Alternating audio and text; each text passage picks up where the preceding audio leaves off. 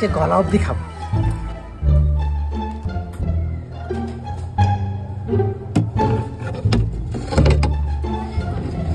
পরে খাবো ছেলেকে ভাগিয়ে।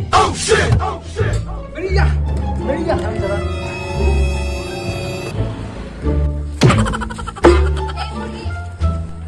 বেরিয়ে যা হারামজাদা, জীবন আর ঘরে ঢুকবি না আমার। চল যা এখান থেকে। বাবা তুমি এটা ঠিক করলে না, তুমিও পস্তাবা এর জন্য।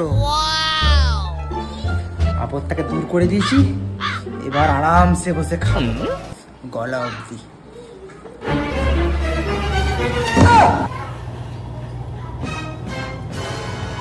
হারামজাদা মদের বোতল নিয়ে চলে গেছে। কি করে? আমি বলেছিলাম ছেলেটাকে তাড়িও না, এখন পস্তাতে হচ্ছে তো। আরে ওর জন্য পস্তাচ্ছি না, হারামজাদা আমার মদের বোতল নিয়ে চলে গেছে।